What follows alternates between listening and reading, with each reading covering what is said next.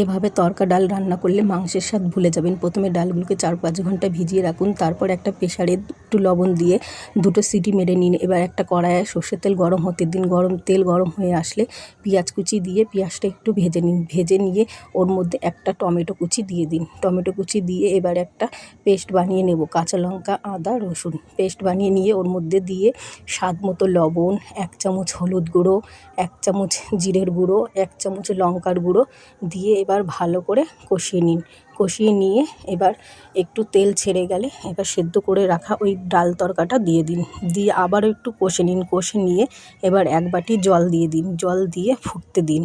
ফুটে নিয়ে ডালটি ফুটতে ফুটতে একটা কড়াই বসিয়ে 2টো ডিম ফাটিয়ে ওর মধ্যে একটু লবণ দিয়ে এবার একটা ভুজিয়া বানিয়ে নিন। ভুজিয়া বানিয়ে নিয়ে ওই তড়কা ডালের মধ্যে দিয়ে দিন। ডালের মধ্যে দিয়ে এবার আবারও একটু নেড়ে চেড়ে ফুটতে এবার একটা মশলা দিয়ে দেবো, তড়কা মশলা দিয়ে এবার একটু কাসুরি মেথি, 1 চামচ ঘি দিয়ে গরম গরম নামিয়ে পরিবেশন করুন।